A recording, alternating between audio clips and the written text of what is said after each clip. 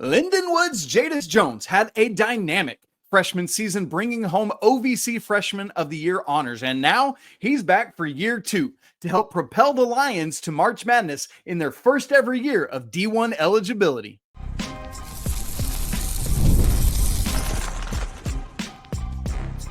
You are Locked On College Basketball, part of the Locked On Podcast Network. Your team every day. Hey there, what's up? Happy Thursday. Welcome into the Locked On College Basketball Podcast, the only daily national college hoop show out there. I'm your host, Isaac Shade, and you're joining me at the place to get your college basketball content every single day. It's all part of the Locked On Podcast Network. Hey, I want to thank you for making us your first listen or watch to get your Thursday going the right way, and I want to remind you can catch every single episode ad-free on Amazon Music. This episode is brought to you by FanDuel. Football season is right around the corner, so visit the FanDuel app today and start planning your futures bets now. Want to issue a special welcome to all the everydayers who are here with us and all the great members of the Locked On College Basketball Discord community. That link's in the show notes. We'd love to have you join us in there. Coming up on the show today, a phenomenal interview with Jadis Jones, a rising sophomore at Lindenwood University. It's a great conversation. Let's not waste another second. Here we go. It's great to be joined today on Locked On College Basketball by Jadis Jones, sophomore at Lindenwood. He's 6'5", 215, just putting me to shame on all of those fronts. Jadis, way to be bigger than me. We are actually from the same state, just opposite corners. Jadis is in the southeast corner. I'm in the southwest corner, but we representing for the Missouri. And I'll tell you, folks, it is misery this time of the year because it's so stinking hot in the summer, but we do what we do, right, Jadis? That's right, man. That's right. Gotta do it. Jadis is from New Madrid, Missouri, went to New Madrid County Central, where they won back-to-back championships his junior and senior year. Jadis was the 23-24 Missouri Gatorade Player of the Year. I talked to him behind the scenes, and he said he actually prefers Powerade. No, I'm just kidding. I don't know about Jadis's electrolyte drink of choice, but man, really good stuff. Very successful high school career, a great first year at Lindenwood. Excited for big things. But Jadis, before we eventually get to know you a little bit more, eventually look back at your freshman year, I actually want to look ahead to the 25-26 season. Okay. And perhaps, honestly, the biggest news is the fact that Lindenwood is now a full D1 member as of August 1st. What does that mean for you and your teammates and the coaching staff moving into this new year? It means a lot to us as an organization, not just the basketball team, but the university as a whole. That gives athletes a lot more chip on their shoulder, something more motivating to play for. So not only are you just playing for the OVC Tournament championship, you playing for something that can get past that now to get on the bigger stage with the bigger teams. So I think it's a good thing for Lindenwood as a whole, just not the basketball team, just the whole university, man. That's a great point. You know, here on Locked On College Basketball, we're so always thinking about specifically the basketball side of things, but what a massive win for the entire university, the entire athletics department. I know it's a grind for those programs to get up to that full membership, and so that's great. And ready to challenge for full OVC championships and getting into the NCAA tournament, man. That's the dream, I know. Oh, yeah, for sure. So, Jadis, let's go big picture on this thing. You're heading into year two, your sophomore year. As you and I talked, you were getting some much needed rest back at home, a couple weeks off before school starts back up. But what are you looking forward to in year two that maybe you wouldn't have known this time last year heading into your freshman year? I'm really just looking right now in the time frame that we is right now with the summer. I took a lot of importance on learning my teammates and making sure that the bond is there before the actual season comes. I don't feel like we had a really good thing going with that last year, but I take a lot of responsibility on that, even though I didn't know coming in as a freshman. But like you said, now coming in as a sophomore, I know how important it is and how they can lead over to the court. So I'm just excited to get all the guys together, get everybody comfortable, and then I feel like we got a lot of skill in each position that we can compete at, just coming in and off the bench. So I feel like when we rotate five, rotate whoever in, we're not really losing nothing coming in. So I'm excited to see how far we go in the season and where we finish at in the OVC. I love that, man. Yeah, it's so important to know that when guys are coming in off the bench, it's like there's no drop off. At very least, we're continuing with what we're doing, and that's good stuff. Jadis, I wonder, just thinking about your role on the team this year. I know you're only a sophomore, but you carry the weight of having scored more points than anybody else on your team last year. You come in as the reigning OVC freshman, of the year. Like for you starting to think about that, what sort of roles or leadership roles are you going to need to step into this year? Yeah, I served a big role. I served a big role last year, but like I said, I was a freshman, so like a lot of guys could just take the however they wanted to. But now just coming back and having a lot of the same guys, not only am I serving a role, I'm putting the work in to see that it works. So a lot of guys on the team respect my voice, and I got a couple other teammates that respect theirs too. So I just try to be as vocal as I can be and just lead by example. You know, you can say whatever you want to your team, but if you're not doing it, they only gonna take it as serious as you're taking yourself. So my biggest thing that I'm trying to do right now is just make an example. And like I said, my voice in the locker room is really big. A lot of guys respect what I say, and it's vice versa. They hold me accountable. We hold each other accountable. We all respect it. So I think that's what we're doing well so far. I love that. And I love that there's multiple leadership voices, right? Like somebody's got the buck has to stop here and somebody has to make the call, Yeah. but it's neat to have multiple guys on the team that can step in and fill those roles. And as you said, more so than just being a voice, you got to back it up. Clearly you did last year. And I know you're looking forward to doing that again. And you talked about those guys coming off the bench and being able to do it. Something I love about Lindenwood last year is you guys had such good offensive balance, Jade. It's like 4 dudes all averaging 12 a game, including yourself, and then 6 other players between 3.5 to 7 points. So like 10 different guys contributing at a consistent level. Is that something you expect again? And what is it that led to that offensive scoring balance? That's definitely something I expect again. I think what led to it was just everybody trusting each other. You know, whoever got the hot hand, we're gonna keep feeding them, keep feeding them. If it's not your turn, we're gonna find something else positive to do within the game. But I expect it to be even bigger this year, honestly. Like I said, I feel like we got a lot more skill in each position, so it should just flow way better. It's not just one man, and like I said, whoever got the hot hand, we're just gonna feed it to them. So just trusting each other and just not being jealous of each other, being happy of each other's success. I think as long as we take care of that part of it, we'll be good. Yeah. Yeah, man, absolutely. Like when the team comes first, all the individual stuff comes along with that. Oh yeah. And that said, I love you shouting out your teammates. So let's do that. Like anybody in particular, you look at like what they've been doing this summer, or they've been getting in the gym, and you're like, dang, son, let's go. Right. Like Yeah. any of your teammates in particular, you think are primed for a big breakout. Yeah, I got this one teammate, and I think all my teammates agree with this. My teammate Clayton Jackson, man, if you was around him, you was on his team, you would think he was already in the NBA, already been an All-Star, won 10 rings. His work ethic is crazy, man. I don't think nothing comes close to it. I think he's expecting for a big breakout year, and like he always say, whenever it's all said and done, as long as he can tell himself that he put in as much work as he can, however it ends, he'll be happy with it. So I think that's one of the guys on the team that just work extremely hard. He take everything serious, from his body to his eating to his play style to his working out. Everything is top notch. So I'm expecting a lot of things out here. I know the coaches and the team is too, and I'm just ready to see how you do this year. Man, that's great. And he's a hometown boy, right? He's from Yeah, St. Louis. yeah, from St. Louis, played at Cardinal Ritter.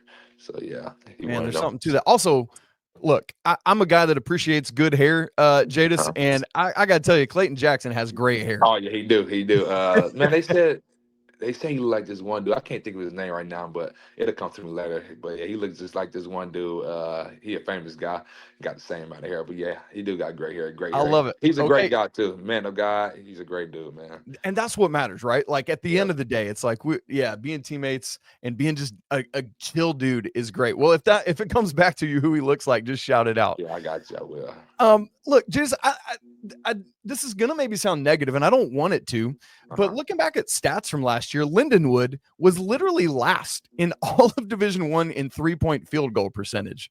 But I say that to say there's literally nowhere to go but up, and I think that's great news. Yeah. So what are you guys as a team doing to jump up higher in those 3-point percentage rankings? We get a lot of shots up. I think for that stat last year, it wasn't so much of our shooting. I think it was more so of our shot selection. Oh, interesting. And probably just having a consistency side of it. I think we had a hard time being consistent just with the flow of our offense. like I said, everybody having a different hand. We had a hard time getting consistent, but I think with this year and the stuff that we're working on and the shot selections that we're looking to take, I think that percentage will go. It should go drastically for real. We have the right people taking the right shots, even on the behind the arc, behind the 3-point line. We work on that a lot. We make sure to get shots up before practice and after practice. I think Coach G does a good job of making sure we get those shots in, so that when we do get to that moment, we prepare for it already. So I think we should be expecting them to go way better than what it was. I hope so. I hope this will Yeah, be man. good. Well, and I think that all goes back to what you were talking about earlier. Like, we as a team are Uh-huh. in this together, and if Yeah. we're all bought in, then we know who needs to be taking those shots and when they need to Right. be taking them, and that all then translates into a better percentage, man. So that all makes a ton of sense the way you put that together. Jada, something I love is in the summer, a lot of times all we're getting from a lot of schools is their non-conference schedule. The OVC has already put out the conference schedule, man. That's incredible stuff. I love it. Yeah. So as you start looking ahead to this schedule, that it'll start. What's the first game is December 6th, right? Yeah, at Eastern Illinois. Any particular games or stretches you're already excited about in the OVC schedule? I'll try not to get too much into that. I actually haven't even looked at the schedule yet. I did know our first game was against EIU, but just being excited about a team, not in general. I'm just excited to get into the year. We were just talking about this at our team dinner the other day. We had a lot of teams in the OVC that we went 1-1 with. We had a split with. Interesting. And I think we had one team that we went 0-2 with that we probably should have went 2-0 with. So we were just talking about that as a team, just being excited to get that opportunity back again, because a lot of those teams last year we should have went 2-0 with.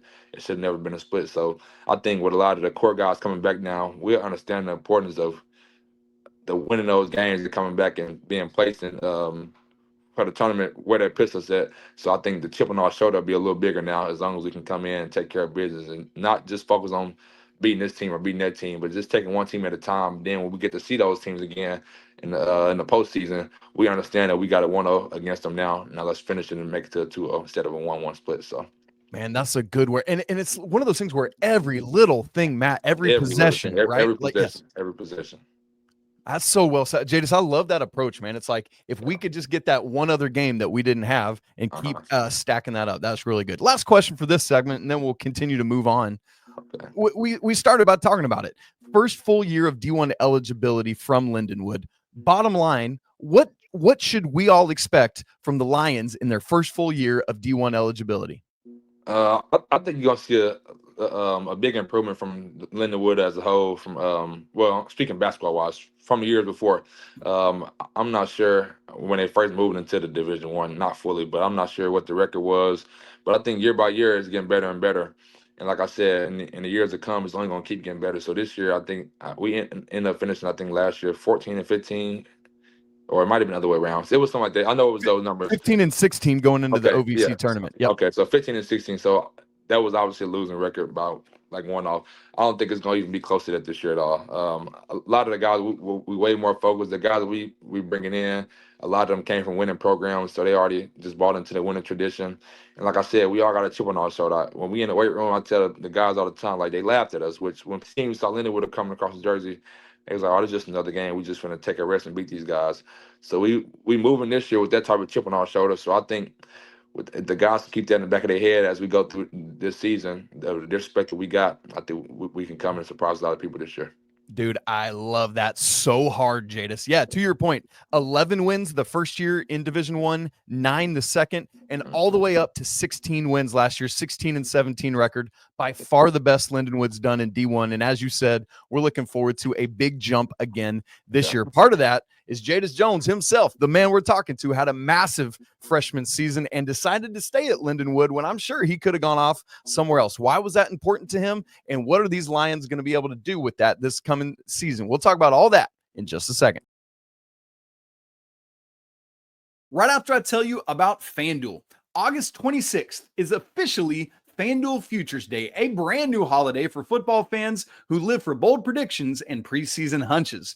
For just 24 hours, FanDuel is giving you deals on NFL season predictions. So whether you're calling your MVP, eyeing a long shot division winner, or ready to crown your Super Bowl champ before week 1 even kicks off, this is your moment. So take a flyer on the MVP race.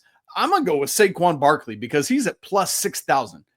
Talk about a flyer, man. That's some great odds. I will take that every day. Or go ahead and crown your champ in August. Heck, I'm going with Saquon. Let me take one on the Eagles to go back to back. They have the best odds at plus 700, tied with the Ravens and Bills. Maybe you want to parlay all 8 division winner dark horses together. Who knows? Let that ride. That'd be cool. Visit the FanDuel app today and start planning your futures bets now, because Futures Day is one day and one day only. FanDuel, play your game. Once again, we're joined today on Locked On College Basketball by Jadis Jones, rising sophomore at Lindenwood. And man, we just had an opportunity to look ahead to the upcoming season, but now we want to shift gears and look back at Jadis's freshman year. And dude, you had some kind of freshman season, OVC Freshman of the Week, 12 times. That's insane. Come on. That breaks a record dating back to 2002. You were the OVC Freshman of the Year, all OVC second team, a double-double on the road to start your career at a high major opponent. I mean, it's just, you've got to be full of great memories from that freshman year. What's like your favorite moment when you look back? I think my favorite moment with my team would probably be a couple of the game winners that a couple of my teammates had, honestly. I can remember a couple of games where we had games where we came back and fought. And that's what a lot of people say about this Lindenwood team that we had last year. And they should have said it again this year. The resiliency that we had. It's been a lot of games where we'll be down and we come right back. A lot of people didn't expect that out of us. They think when we get down, we're just going to quit. But with us, we never let off the gas. So we always going to find a way to come back. And I know a lot of those games, I can think of the Little Rock game in general. I can think of the game where my teammate Reggie hit a shot to win a game at home. So it's a lot of times where just being able to see us come together and work hard to come back and beat a team is some of my greatest memories. I don't have one to single out in general because we did it, like I said, a couple times. But just seeing that we got the capability of doing that and we had it, that was some of my favorite memories, to see how well we stuck together in the hardest moments. Oh, man, it's all about the team success, and let's keep building on it. I love that. Jadis, all of that said, with that great freshman year you had, I want to ask the question, and then I want to explain why I'm asking this. My question to you is, why stay at Lindenwood? And I don't mean that negatively about Lindenwood at all. In fact, I love personally that you stayed there. But in this transfer portal, NIL, now house settlement era, I'm sure you had or would have had all sorts of suitors who would love the services of the OVC Freshman of the Year, transferring up or over or wherever it is. Why was staying at Lindenwood the right decision for you? Well, I want to say 3 different things about that question. That's actually a great question. A lot of people don't get to hear about coming from me. The first thing is, you're right, I did have like a lot of different schools I could have went to with a lot of different opportunities, NIL-wise. But what I want a lot of people to know is, just because a lot of teams offering that good NIL money or whatever, everything sounds good, you still got to do what's best for you. And no college player wants to go to a team where they're not getting put on the court at. So no matter what money they're offering, or I'm just not into the money side of it, I still want to make an impact to come in instantly and start playing. So I think I had the right to do that at a lot of schools that was contacting me, obviously, or they probably wouldn't be. But another thing that played a big part in it is I ended up having a surgery that I didn't know about. So we had a home game at SIUE. We was playing them at home, and the morning of shoot around, I tore a ligament in my wrist. We were shooting around, and I shot a shot, got my rebound, and I palmed the ball like this, and I noticed something that was really messed up my wrist. So I went to one of the coaches. I was like, bro, I think I just broke my wrist. And obviously it wasn't broke; it was a torn ligament. But they was like, I ended up going to get an X-ray that day. And I tried to come back out to shoot around, and when I went up to shoot the ball again, mind you, I'm left-handed, but it was my right wrist that happened. So this is my God hand, and that's just how bad it was hurting.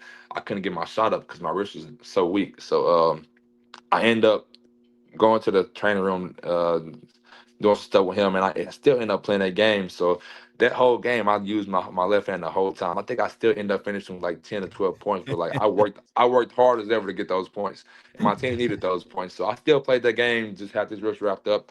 And I ended up finishing the last 10 games with this wrist, actually. So I ended up playing the last 10 games with a torn ligament in my wrist. So by the end of the season, I don't know when the season ended. You may know. I don't know what month it was. March 6th was your last game. So March was my last game. And, of course, we got the little break off. we came back in April and started working out. And again, I was doing some shooting things with one of our shooting coaches. Me and Clay Jackson, we was the only two there still working out. And as I'm doing it, we got into like the ball handling segment of things, and my wrist was still bothering me. So Coach G, my head coach, he came in. He was like, "How your wrist doing, man?" I was like, "It's still bothering me a little bit." We still not knowing that this is a torn ligament. So he was like, "Well, man, you need to go back to the doctor and see what it is." So I go back to Dr. Dan and I end up taking not an X-ray, but what's the other thing you take? An MRI. Yeah, MRI, and the MRI ended up actually showing the bones and the ligaments, and that's when they came back as a torn ligament. So now, at this time, I've been in the port for a month now. A month later, I end up noticing, getting informed that I had to have a surgery. So that kind of messed up a couple things with the portal. Now I'm having to tell teams like I'm having this 4 to 6 month recovery surgery on my wrist that I didn't know about, and I'm just not having it. So that obviously went over into the time when we'd be coming back to school. So I just got cleared with my wrist 2 weeks ago. Just got cleared. So while my team been here, we've been here since June 8th when we was up there. I'm just not getting on the court and doing stuff with them. So when having to put the surgery into the topic, I didn't feel comfortable going into another school and missing that whole summer, sitting out on a new team where I can't come in and make my mark instantly in the summer, earn my spot. So that was a big reason why I stayed. But also, I want to say this one for last. So this is just what all it comes down to. Just Coach G let me come in and rock out and do what I need to do. Making a name for myself. He trusted me. I trusted him. And also my teammates trusted in me. It don't make sense to go to another school and be 50-50 on what I can do and what's my role when I know right here at Lindenwood what I can do and what my teammates expect out of me and what my coaches expect out of me. So I want to give a big shout out to them for letting me, just trusting in me, letting me come in and do what I do. And I don't see nothing wrong with staying another year, maybe another year after that, if that's what it takes to come in and get to where I want to get to. Oh, man, I have so much respect for that on so many levels. I really appreciate you diving into all three levels of that answer. Really helpful and impactful for people to be able to see and hear behind the scenes of what all goes into that, because it seems like in this era there's so many different motivations for every player, and I think people assume they know what's best for every player, but they don't know. And so I'm so grateful to you for being really transparent with that. That means a lot. So, Jadis, by the way, I was looking back at your stat line from that SIUE game. You still went 3 for 6 from the field, 5 of 6 at the free throw line. Like you said, 11 points, played 33 minutes in that game, dude. Man, you're a bigger man than I am. I would have been pansied out sitting back in the locker room with a wrap on. It was hurting, man. It was hurting, boy. It was hurting. I bet it was. So that said, how are you feeling? Like, are you going through some PT right now? Are you thinking you'll be full go by the time practice and games start? Yeah, so I've been doing therapy since my surgery. I think I had my surgery on April 2nd, or maybe May 2nd. I think it was April 2nd. I had my surgery on April 2nd. That's when it was. So it was a 4 to 6 month recovery. I got into physical therapy 4 or 5 weeks ago. 4 or 5 weeks ago. So I'm done with that now. I go back to see my doctor again on August 25th. As I said, I'm clear right now, but he told me I won't be 100% until another 2 months. So between that time, I'm just still doing my own therapy, doing some of the things that I did with my therapy, just trying to get my range of motion back. My range of motion is back, going backwards, but it's still struggling to go forward. That's about as far as I can go right now. So okay. Well, I tell you what, Southpaws unite. I'm a lefty myself, and so I'm with you, buddy. And I'll be thinking about you when I put my watch on in the morning, because that's that right hand. But still, like, dude, major shout out to you, right? Like the only player to both start and play all 33 games for the Lions last year, just shows what a tough customer you are. And I love that. Again, I could never have done it. I'm a pansy. So speaking of Jadis and his temperament and personality, we want to get to know him a little better, because as we said earlier, that's what it's all about. Who are these young men and women that play the sports and the games we love so much? So that's how we're going to wrap the show coming up in just a second. Right after I tell you about Wayfair. As summer winds down, there's something nice about getting back into the routine you love and are used to. And Wayfair makes it easy to set yourself up for the season ahead. From bedding and linens to storage solutions for every room, Wayfair is your one-stop shop to refresh your home right now. As we head into the fall, which, by the way, is the best season, take that, all you summer truthers out there, it's a perfect time to update, to refresh some furniture or decorations or whatever it is. Something I'm planning to do is make some changes right here to my podcasting studio, and Wayfair is going to be the perfect place to help me do that with organizing, updating, and upgrading the space and more. With Wayfair, the delivery is fast and free, even for something big. And don't forget, all this comes at a price that's going to fit my budget and yours as well. So get organized, refreshed, and back to the routine for way less. Head to wayfair.com right now to shop all things home. That's WAYFAIR.com. Wayfair, every style, every home. All right, we're going to wrap the show today with a little get to know Jadis segment. Man, these are some of my favorites because we just get to talk about life and things we enjoy and all of that kind of stuff. Jadis, we were texting about this last night before we recorded, just kind of joking. But my first question to you, the most important question I'm going to ask you all day. You were one steal shy of a triple-double in the 2024 state championship game. So how come you couldn't just go out and grab one more steal to secure that triple-double? Yeah, like I said last night, man, I didn't know what the stat line was during the game, and I still don't know what my stat line was during that game. I don't even think did we play Summer Christian Academy? Is that the game you're talking about? I Summer believe Christian so. teams? And Yeah. honestly, I just pulled it from your Lindenwood bio. Let me look back. In that game, you had 22 points, 11 boards, and 9 steals. Yeah, I swear I don't remember not one steal happened in that game. I would probably thought it would have been an assist or something, but 9 steals, yeah, I probably could have got one more. I'm sure I had opportunity, probably was lazy or something, so I probably could have got that. If I knew it, I probably would have went for it. That's I don't right. think I ever had a triple double. I don't think I did. I probably have, but I don't think I did. Especially And yeah, not high how school. weird to do it with steals instead of assists, Right. like you said, Right. right? Like that's crazy. Yeah. Well, so speaking of which, what makes you such a good thief? Like, right, you averaged a steal and a half your freshman year last year. Is that something you specifically work on as a skill set, or is it just kind of a natural, like, man, my hands are so fast, my feet, I just get the ball? Early on, it's probably something that you work on, but as the time goes, you get better at it. It just start being natural. You understand where to be at in the right times, and a lot of times the team will just give it to you. You don't got to get out of position and go do stuff like that. They'll just give it to you. So I had a good teammate last year, Marquise Brown, and I don't know how many steals he averaged, but he got a lot of steals. I was right behind him, and as you look at it, he never got like one of those steals where he's just on the ball stealing. It's just always been at the right place in the right time, being in the lanes. So as you just understand the defensive side of things and where you should be at the right time, a lot of those steals just come right in your hand. Look, Markeith only had one more steal than you did last year. He had 49, you have 48. So you're right there, dude. Right behind each other, man. I love it. Y'all need to have a competition. Yeah. That's good. Okay, so we mentioned this earlier, Jadis. You and I live in the same state in opposite corners on the south part of Missouri. What do people need to know about Southeast Missouri, about SEMO, that they don't know? The Southeast Missouri, the area is not big. You know, we're not big like any other city or area. Everybody know each other. I'm from New Madrid, Missouri myself. Up north of me, I got Sikeston and Cape Girardeau. South of me, the closest thing to me is probably Marston and Portersville.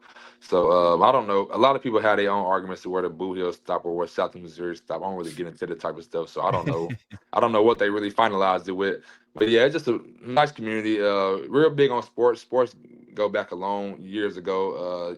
You got a lot of great names in the area that finished in either sports, football, basketball. We got a couple of baseball players. I think they went to the major leagues too.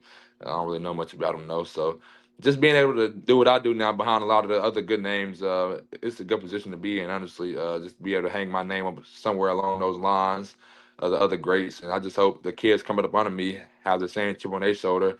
And I hope I'm a motivation to them. And I'm proof to show them that it can be possible no matter where you come from. I think that's what a lot of kids in our area struggle with is they think just because where we're from, that they can't get the notoriety or the capability, the credibility that they deserve to be seen or whatever, but that's not the case, man. I think as long as you put the work in, wherever you at, the coaches will see you. And if a lot of kids can just get that in their head, I think we'll be good. I say that actually, the K-State coaches was just here at one of the Sikeston high school games watching the kid. So that just goes to show you right there that it don't matter where you at, they'll come see you if you worth coming to watch. So you put the work in, and you put your name out there, put yourself out there, they'll still be coming to see you, man. So that's the way to see it. Stay down and get to work.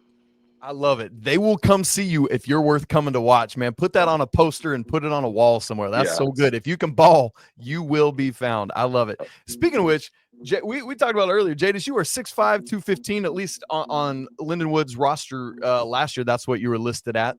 For the folks who might not know, you ended up playing some football in high school as well. At one point, were committed to play football at Coastal Carolina. I've gone back and watched some of your football highlights, dude. Yeah. It's hilarious just watching you be like this giant above everyone, just snagging Yeah. balls out the air. Another point, you were ball at Memphis, right? Is that correct?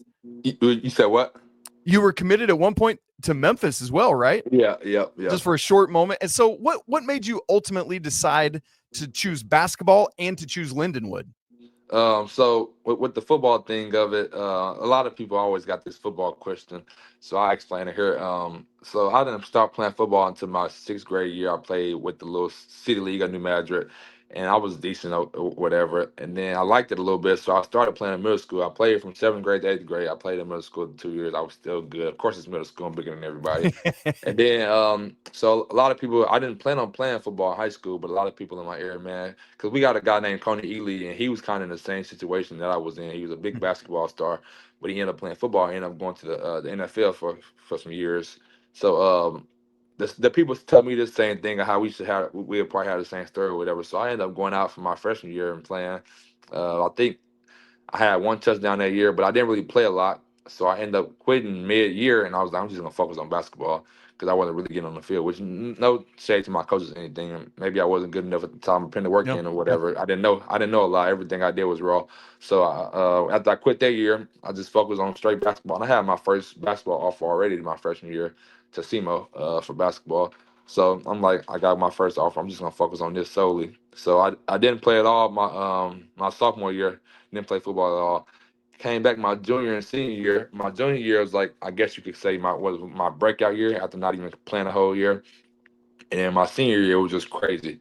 So I was real good my senior year. I made the record for I think it had to be in receiving yards or touchdowns. I know it was touchdowns because I had 18 my junior year and then 19 my senior year. So I got the record there for touchdowns.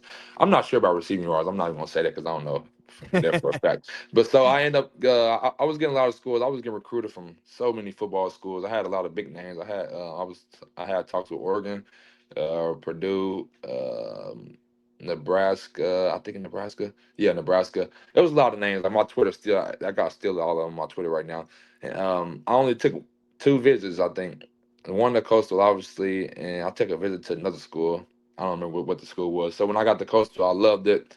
I ended up being there on a double scholarship, so I would have been playing basketball and football at the time.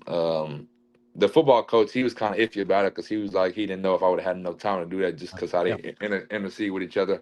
But I was still gonna try it out. So, anyways, I ended up getting back home after my commitment. I was committed there for months, and I think the signing period was in December. If I remember, for football was in December, and as time got closer, I was just talking to my family, and I came down to realize that football was not really what I loved for real. I had only played 2 years of high school, and I don't like being cold, so I don't know how I would have felt having to go out there and play in the cold. So if I want to do something, I want to do it with something that I love. I don't want to be working hard for something that I don't love. So I ended up making that decision to decommit from there, but I still want to give a shout out to Coastal Carolina because they really believed in me. Great organization, it was great people on the coaching staff. It was just a great area overall. I mean, if I could do anything else to be out there on the beach, I probably would. So I passed with that opportunity for sure. But I'm happy where I'm at right now, anyways. Neither here or there. The Memphis part of things on the basketball side of it, Memphis came my senior year of basketball. They kind of came later in the season. It was some of our playoff games. I think they came to 2 games.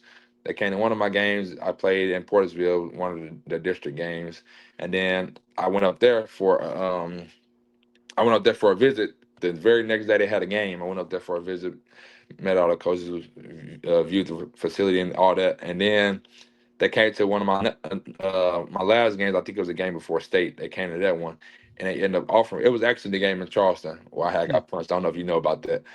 They came to that game, and they ended up offering me right after that game, and I committed on the spot. And, it didn't work out. They had something going on with the coaching staff or something. I don't really know the full details of it. but it was just like a iffy type of thing, or I guess whether Coach Penny was still gonna be there or not. Yeah. So Yep. Yep. the time was coming to closer to where they was telling me to go to school. So I was just like, this ain't gonna work out or whatever. So that's how I ended up getting out of that. So when I ended up getting out of that, the only schools that I had left still was Lindenwood, SEMO, and SIU Carbondale, the Hmm. Salukis. Yeah, And the Salukis have so been there. yeah, so I went on a visit over there. I really liked what they had going on. Great atmosphere over there. Great coach. I think the coach actually left. I don't know where he's at now. I can't remember the name right now. And, SEMO, I love SEMO, man. I love SEMO's organization. I love them as a whole.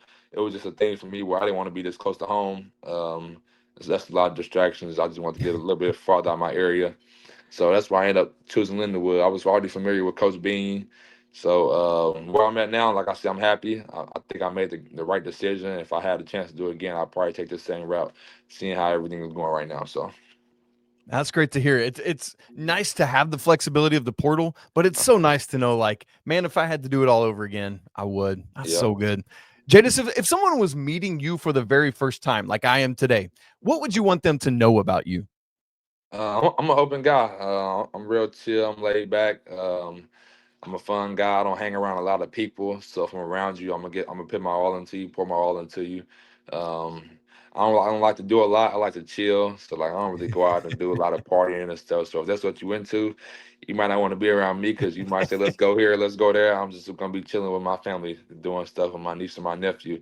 So like I said, I'm just a chill guy. I'm a fun guy to be around. And if I'm close to you, if you're around me, it's gonna feel like shoot. Not to sound like this, but it's to feel like we're in a relationship because I'm always you the only person I hang around for real. So I'm always put my all into you, pour my all into you, and that's just what it is. So I don't hang around a lot of people. I got a select few people around me. So Man, faithful friends are hard to come by, yeah, and that yeah, means a lot, man. I love to hear that. I got a couple quick hitters for you, Jadis. You ready? yeah. I'm ready. Let's do it. All right, Coke or Pepsi? I don't drink soda. I don't drink soda. But my favorite soda is a Mountain Dew. Like if I had to drink a soda, Mountain Dew. Okay. But Coke or Pepsi, I would have to go with I think a Coke. Now the fizz, it burns the throat a little bit, but I think I have to go with Coke. Though. I have to go with Coke. I like it. You're a smart man, not drinking soda. Don't start. You'll never quit. It's the worst. Yeah. Tell me your pizza order. My pizza order, I'm a sausage type of person. Sometimes if I get tired of just the plain sausage, I go all meat lovers. But I don't really get into pepperoni. I never liked pepperoni as a kid. It's not nasty, but it's just not nothing I would go call and say, let me get a pepperoni pizza. So I go sausage. All right. You're going to get some ice cream. Maybe it's at Brahms. I don't know if y'all have Brahms there on the other side of the No. state. Andy's. Something like Andy's. Oh yeah, and we got Andy's. They got that key lime one going on right now. Oh man, that Yeah. thing hits different. What's your ice cream that you're getting? Cookies and cream every time. Cookies and cream. Sometimes I add a little caramel in there, and a lot of times I gotta get extra Oreo. I don't eat Oreos like outside of ice cream, but if it's ice cream, I gotta have cookies and cream. That's the best ice cream out, man. Heck yeah, that's so good. Where's somewhere in the world that you've never been that you want to go? I would say the country Dubai. I see a lot of famous people post out there, and it just look nice out there, man. It look peaceful. Way different from where I'm from and where I see. So that's somewhere I'd like to visit, man. I've been a lot of places with AAU, EYBL, but Sure, one place sure. I would want to go is Dubai. Yep. You played on Brad Beal Elite, is that right? Yeah, yeah. Nice. Nice. Very good. All right, Jadis, last couple things for you, and then we'll get you out of here. I appreciate your time so much. We're coming into this new year. I know we started by talking about expectations for the upcoming year, Uh-huh. both team-wise and individually. What are your goals for this season? We got OVC Player of the Year loading? What's going on there? Yeah, so I heard you say team wise first. Team wise, like I said earlier, we want to make sure we don't go 1-1 with a lot of teams and just be able to get that split to on our side of 2-0, and then we want to take care of the OVC tournament first. Hopefully, be able to win that, and then just go out and do the best we can in the NCAA tournament. As long as we get there, I think that'll be a big jump for Lindenwood and the basketball program as a whole. And we just want to make sure we take care of business this year as a team wise. Individually, yeah, I'm looking forward to hopefully being a player of the year. It's not going to be an easy task. There's a lot of other good guys in the conference That's right. that I have to bang with every night, and that's not just going to let me get there. So that's something I got to work for. But I'm ready to work for it. I know it's a big chip on my shoulder, but it ain't nothing I can't handle honestly. As long as I can stay grounded in what I do and not try to get outside of my comfort zone, just make sure I stay consistent how I always try to be throughout my career. I think I'll be good. I'll be on the right track for that. I love it, man. Going to be a fun year. So excited for Lindenwood to make that transition. So excited for you, brother. Keep working on that wrist. Excited to see you back on the floor at full strength.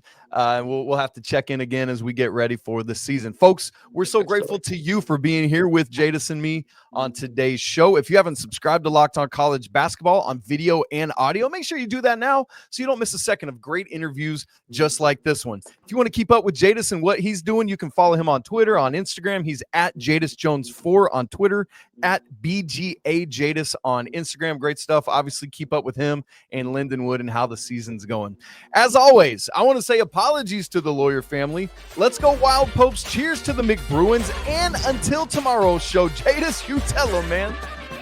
Peace.